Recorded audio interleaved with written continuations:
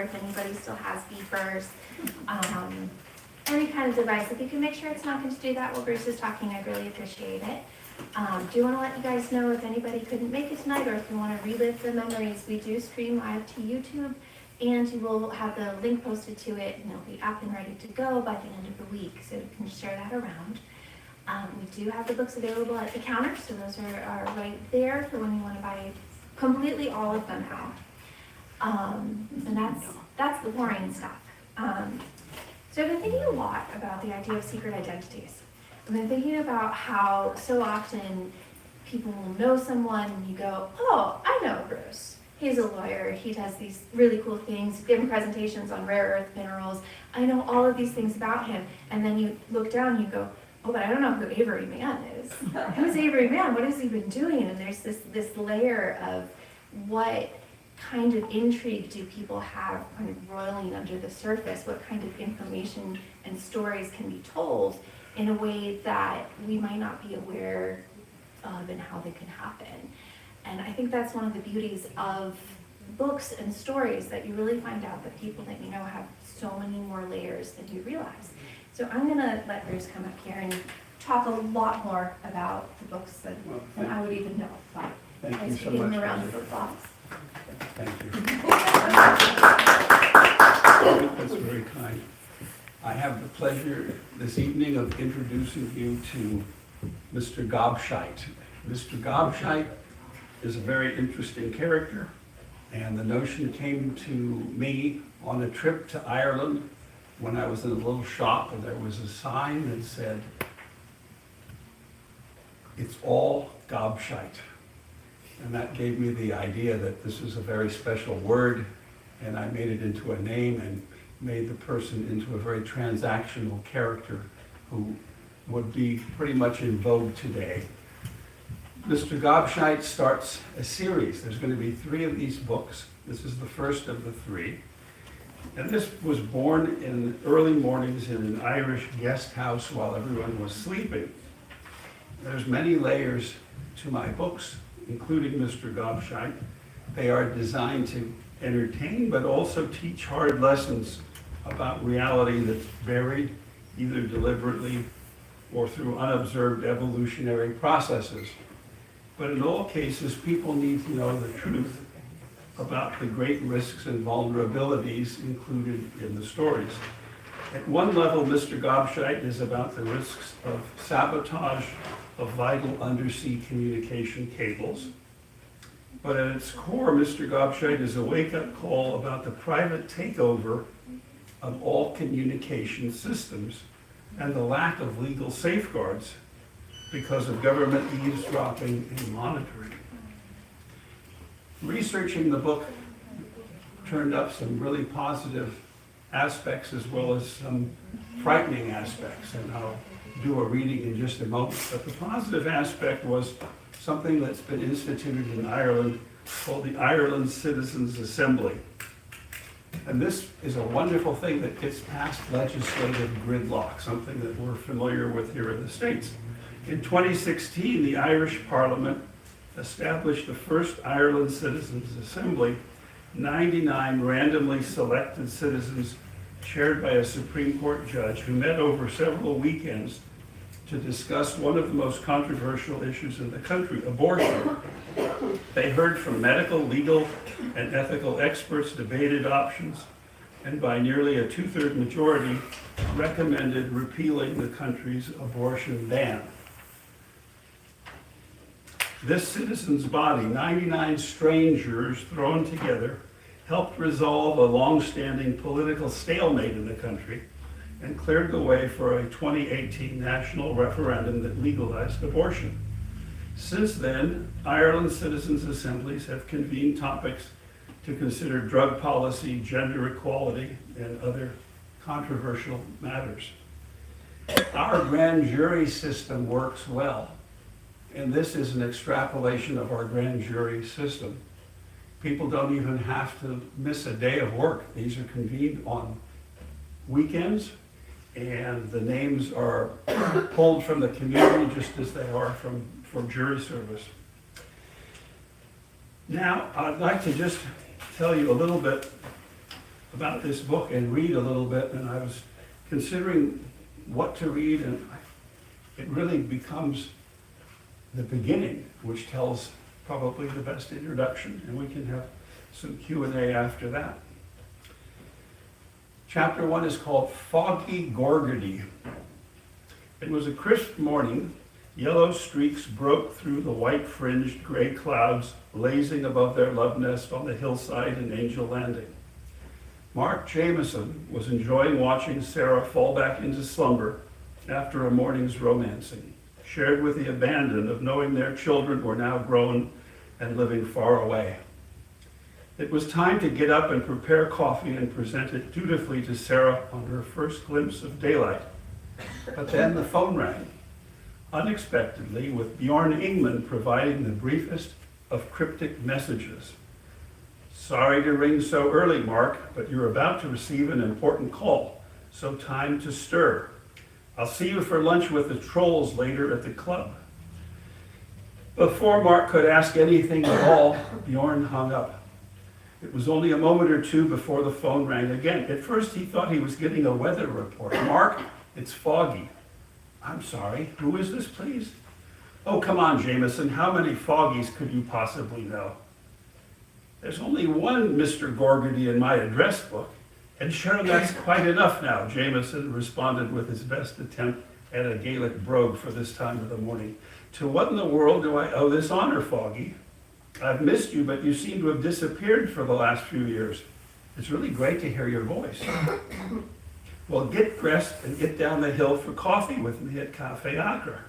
You can hear lots more of my enchanting voice and even see the results of too much good eating over the last years." "Foggy, you mean you're here at Angel Landing?" "Yes, and waiting for you for my second cup. Hurry now, and don't bother to shave. I didn't this morning, actually haven't for the last year or so. Blow a kiss to your lovely bride and step lively. Lots of catching up to do." With that, Foggy hung up. As he threw some clothes on and headed out the door, Jamison searched his memories of the charming Irishman. He never thought he would meet anyone with the name Foggy. Jamison had worked at Foggy Bottom, what had grown to be an affectionate name for the U.S. Department of State in Washington, D.C. And many who worked there were known for the mushy reports that never satisfied the certainty that was so elusive in government relations. But Foggy, that individual was introduced at a consular reception in Hong Kong a very long time ago. Jamison could still recall Foggy's voice, his stunning eyes, and the explanation for his unusual name. "My parents were part of the Gorgody clan, well known in Dublin and to many pubgoers there. But my mother's family was Fogarty, so they christened me with the melodic or at least rhyming name Fogarty Gorgody, Foggy to my friends. And you are now among those, Mark." Jamison was delighted by the honor, and Foggy would indeed grow to be a friend. The relationship that evening in Hong Kong involved a number of commonalities. Foggy was a serving officer in the Royal Navy at the time, and Mark had recently wound up his active service and retained his reserve naval commission while he transitioned to diplomatic work at state. Jamison's assignment to Hong Kong was to represent the USA, which was being sued by a Tokyo-based shipping company for the loss of several boats that had been chartered at the end of the Vietnam War. The boats were used to carry cargoes and personnel across the Tonle Sap and down the Mekong. The boats were a sensitive subject because, as Mark discovered in the vaults of the Defense Intelligence Agency, they were bringing gold, drugs, and undercover personnel out of Cambodia. When Vietnam fell, the boats were taken over by communist forces. Mark's legal defense was that the bareboat charters had terminated and the boats reverted to their Japanese corporate owner. Arriving in Hong Kong, Jamison was informed that what was then known as the Canton Trade Fair was in full progress and that no accommodation would be found anywhere in Hong Kong or Kowloon. He decided to push on to see Ginny Carson at the consulate, who suggested the evening's cocktail reception. There, the charming and loquacious young British officer gained his attention after several champagnes, offered his stateroom in the harbor for Mark's temporary accommodation. This was Foggy. After a night aboard his ship, Foggy arranged a room for Mark aboard the posh Royal Navy Officers Club.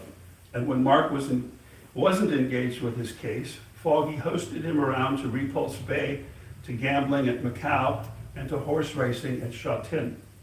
Foggy seemed to allow his inner Irishman to blossom forth in Mark's company. That was something frowned upon by his Royal Navy shipmates. Over time, they kept in touch, but Foggy had literally fallen off Mark's radar for at least the last 4 or 5 years. It would be a treat to learn what this enjoyable old friend was up to. But why such a rushed meeting after all this time? Mark could sure use the coffee to help with his bafflement. On entering the cafe, Foggy stood and waved Mark to his table, offering a salute, bear hug, and ludicrously overdone kiss on both cheeks before allowing him to sit. Foggy's shock of curly red hair was still evident, but some gray was now creeping into his trim beard. Considerably shorter than Jamison's 6 feet 2 inches, Foggy was built stockier and maintained a more muscular, athletic appearance. But those unmistakable eyes, one was blue and the other hazel green. All in all, he looked in top form. After the usual pleasantries were concluded, Foggy confessed to being on an official task, and that he had only a short while before he was being picked up and on his way back to the San Francisco airport. He apologized for needing to cut to the chase and offered that their next meeting would provide more of an opportunity to catch up. Mark was silent and worked his way through 2 cups of French roast, while Gorgody proceeded to explain that he was now working for the Guardia Síochána on the intelligence side and reporting to the Military Intelligence Corps of the Irish Defence Forces. We are responsible for gathering and analyzing information related to potential threats to Ireland's security. But off the record, I'm also on a confidential assignment from NATO headquarters in Brussels, and that's why I'm here. Through Foggy's presentation, Jamison learned that he was still talked about for his role years earlier in persuading Hungary to join NATO. Foggy said he had been sent to request Mark to take on a new assignment that would have them working together in Ireland. Listen, Mark, Gorgody explained. Russia is having frequent naval exercises on the edge of Irish-controlled waters. You know something about the sabotage of the Nord Stream gas pipelines in the Baltic Sea. Well, the situation that's unfolding puts the security of transatlantic cables front and center in Ireland and NATO. We know that about 3/4 of all cables in the Northern Hemisphere pass through or near Irish waters, most off the southwest coast and some off the northwest coast. These cables carry 97% of global communications, including financial transactions, business operations, and everyday internet access. We think that supporters of Irish neutrality have to give way when it comes to protecting the life support of us all, including you Yanks. Now comes the ask. Our meeting today was cleared by your old bosses who want you back.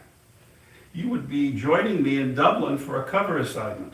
The stakes are very high because the threats are increasing with the tensions over Ukraine and now Iran. If the cables go, it won't matter about the satellites. Now that everyone knows satellite relay traffic is monitored, the real stuff goes encrypted through undersea fiber optic cables. But you know all about that, I'm sure. Jamison sat somewhat astonished, but very pleased to be remembered after so many years. He responded cautiously. Foggy, there must be others who could handle this. I would really enjoy working with you. But we are happily ensconced here, and frankly, Sarah's been through enough with my assignments, even with things that have gone on here. But I think there's something more to this, something you aren't telling me. Right as usual, Jamison. Really 2 things. First, my new assignment is with the Deputy Defense Minister, whose office has picked up responsibility for telecommunications security. That includes undersea cable security, which is where you and I fit into the picture. Okay, Jamison pushed Foggy to his second point. What's the other thing? Well, between us, Foggy looked around the cafe to be sure they were quite alone in their area. This chap may be working for the Russians. Either that or he's a complete imbecile. What's his name? Gobscheit. That's a name? What else? Frankly, I was told to expect your answer, but I think this request is non-negotiable. Gorgardy's car pulled up and he left with a parting hug and admonition to Jamison about thinking it over and getting his affairs in order quickly. The following week, a receipted overnight letter arrived addressed to Captain Mark Jamison, USN. He immediately noticed the word retired, or RET, was missing. Opening it, he found orders recalling him to active duty with his reserve rank of naval captain. He was to report in 48 hours to the Office of Naval Intelligence in Suitland, Maryland. It's America's oldest intelligence gathering organization, established in 1882. To Sarah's puzzlement, he explained that the receipt of retired pay meant being subject to recall at the needs of the service. There was no choice offered.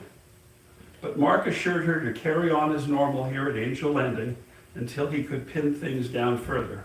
There was no need for her to be alarmed. He had some calls to make and some research to do to check out the basics of what Foggy was conveying.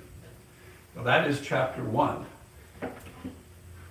And the reason I chose chapter 1, like the rest of the book, is it's full of real information.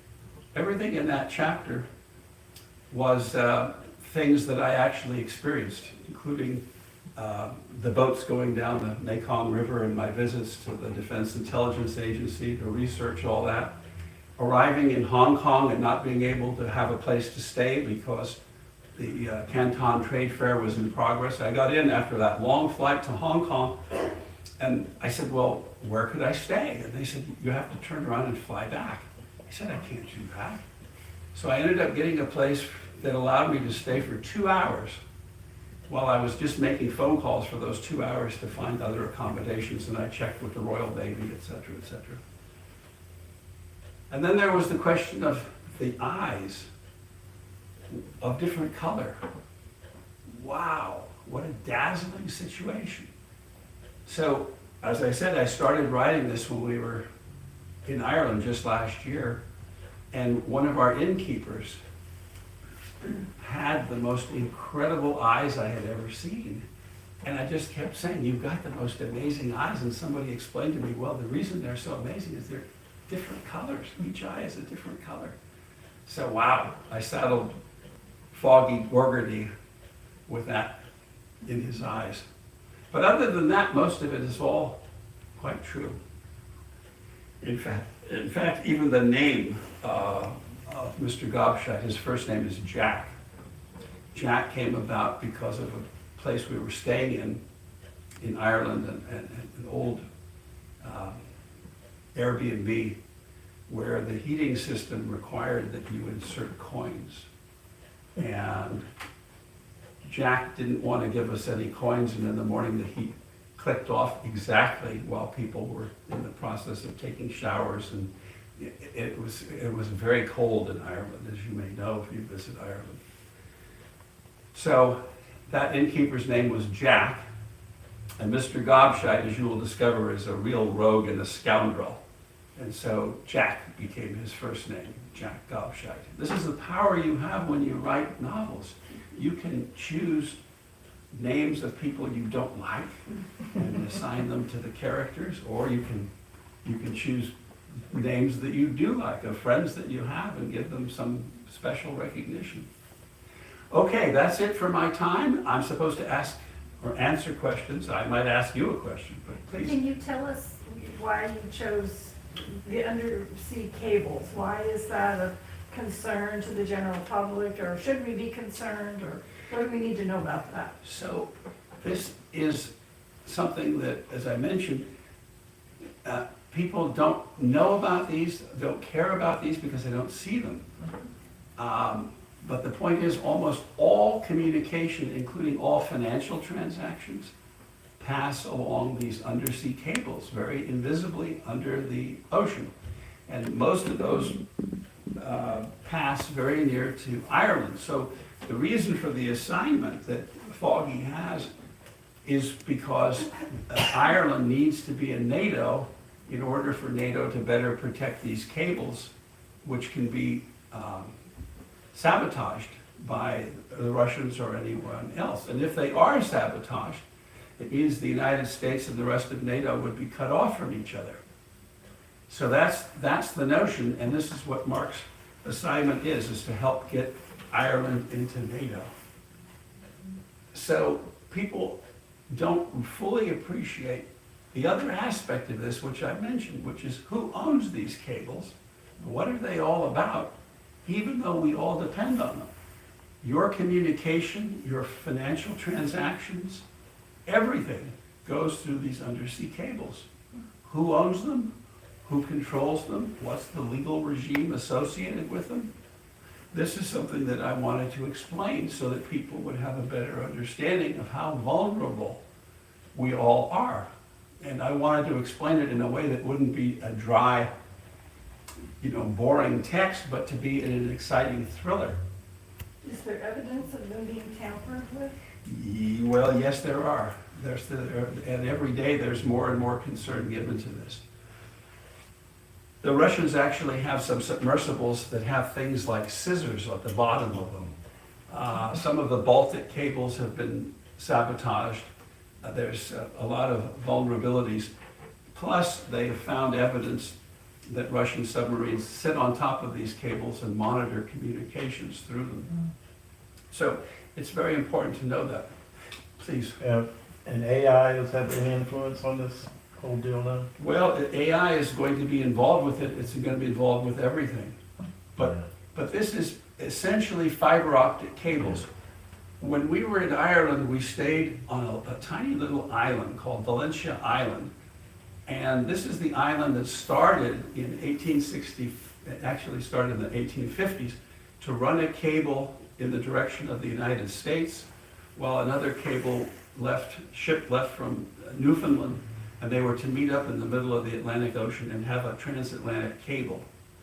There were several attempts at this, but finally it worked in 1865, so that communication by telegraph could be passed between the United States and Europe, going to Ireland. Ireland was at the center of this. Ireland is at the center of this book because it is today a huge data center and a very, very important place. Because geographically where it is? Because it is the entrance into the continent of Europe. And it's full of spies, which made this very interesting to research and write about. So when Brexit was taking place, the number of Russian spies increased in England and in Ireland and all over the place. And they're still there, lots of Russians. So I even named the actual Russian spies. I went through old newspaper articles and pulled out the real names of real people and incorporated them into the book. Being a lawyer, I know that the defense against libel or slander is the truth. Can't be sued for saying something that's real, that's true. So I've always taken the opportunity to check to make sure what I'm saying, if I'm going to use a real name, is accurate. And I did that in this case. So the question I pose to you is, who owns these cables? Okay, 1865, that cable went across and was the first, and now there's more cables, but not that many that go across the entire ocean. Who owns the cables? Do governments own the cables? The answer is no. It's private companies.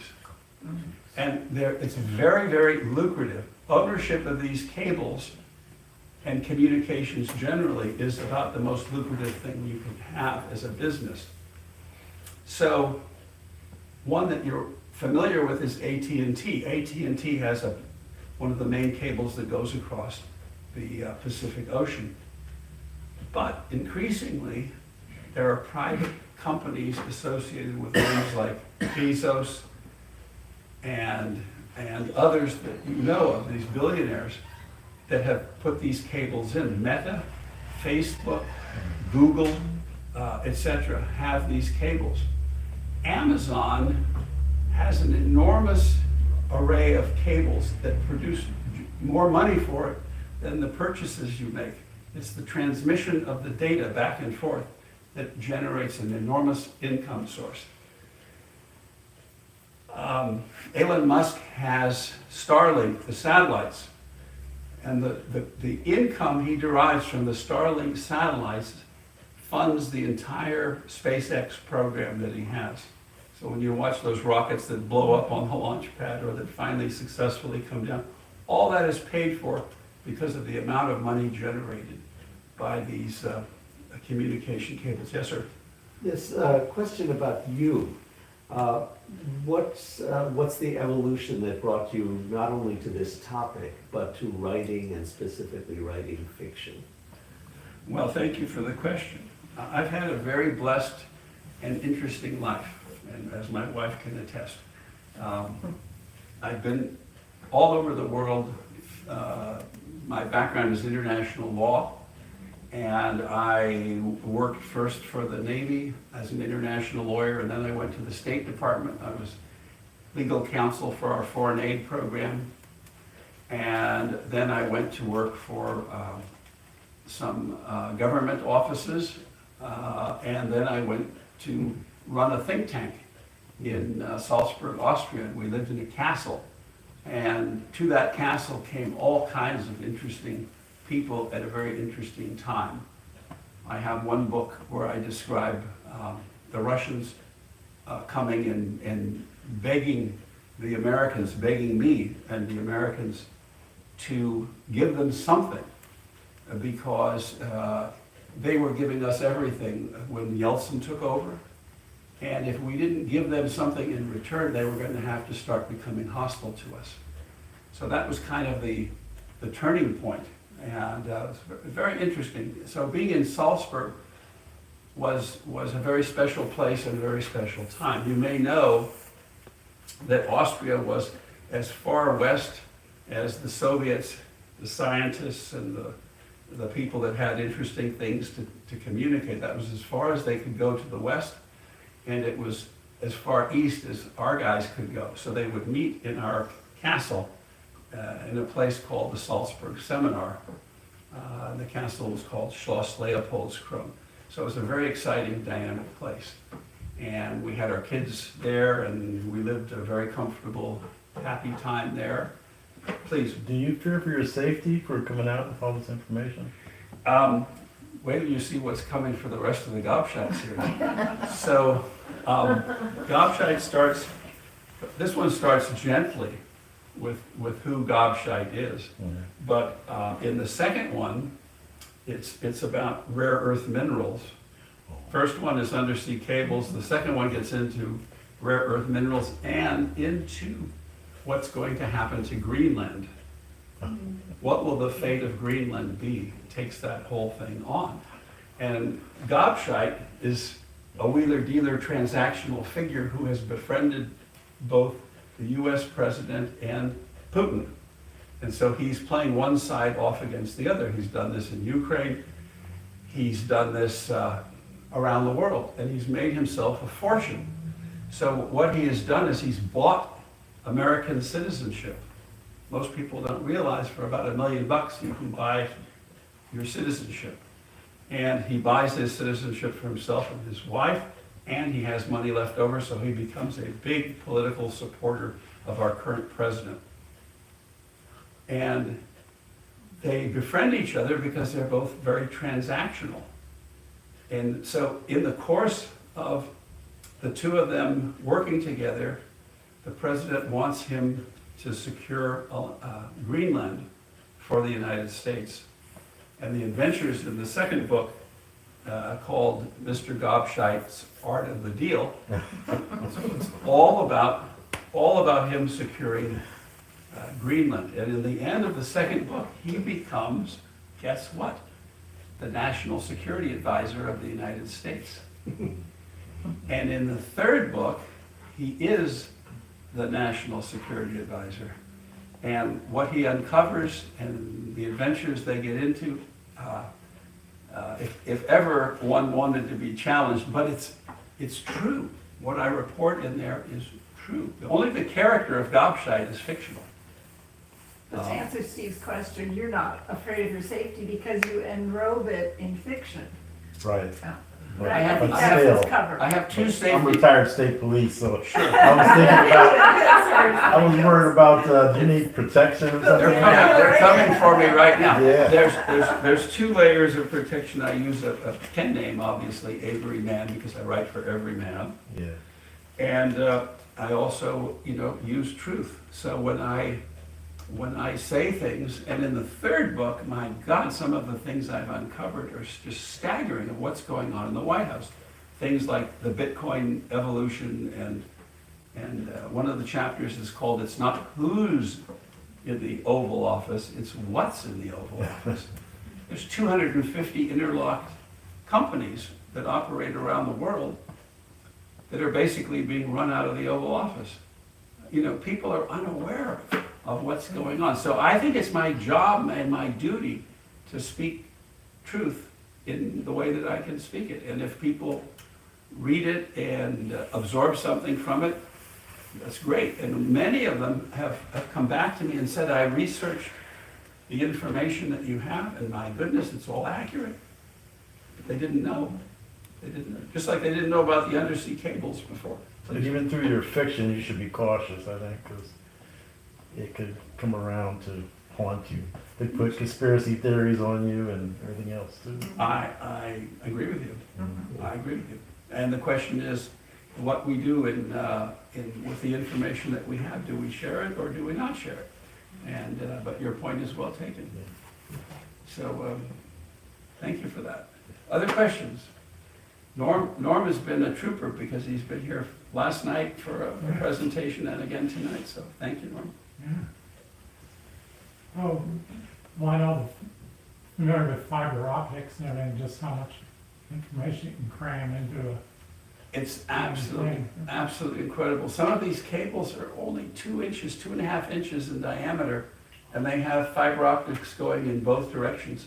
And the communication is going at the speed of light under the oceans, racing around the world, and for us it seems instantaneous.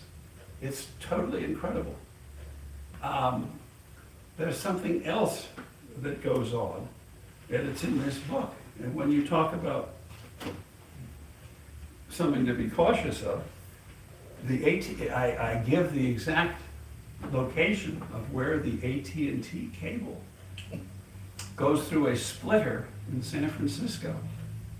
And half of the communication is forwarded on to Suitland, Maryland, to NSA, while the other communication goes on its merry way. So we have NSA monitoring traffic. This has all been revealed, So, but even the location in San Francisco is available. The public information is staggering. What's really available and out there is staggering. Any other questions? I encourage you to read this book because it makes a great foundation for what's to come with the second book, and then there'll be a third book. So I encourage you to have a look at Mr. Gobscheit. There's something else, and this came out in a discussion the other day with some of our wonderful friends here today about what's really going on with things being fuzzed up and where it's hard to know what's real and what isn't real. And there's something very, very interesting. If you look at who controls communication, these are these private entities like Google, Facebook, Meta, all these sorts of companies. They are very happy to have no interference with the technology or with AI or with anything else. They're making a fortune off of the communication. And they really are providing us with a confusion that is going to cause AI, general AI, to become accepted, because basically humans are proving themselves to be ungovernable and antagonistic toward one another, and the common medium is going to be general artificial intelligence, which means our humanity is basically being stripped away by these companies for profit, and we don't have much to say about it. And then you get into the situation with Bitcoin, which gets covered in the third book. And the situation with Bitcoin gets really quite amazing because the White House is involved with it. Imagine, the White House itself is issuing Bitcoin, and the Bitcoin is being issued for lots of reasons. It's very lucrative. If something happens to the dollar, guess what? Bitcoin's value goes up. People that invest in Bitcoin will be doing well. Thank you very much. So you can sort of see what the future is and who has a stake in it and where the money's coming from. And as I said, it's not coming from my buying something on Amazon and then turning around and sending it back because it wasn't what I wanted. They're making money on the communications going back and forth to wherever this thing is produced, and that's the real source of the profit, not just sending this little trinket back and forth across the ocean. That's all secondary. Well, I've been given a limited time frame, and we did it, and we're on schedule, and I thank you all.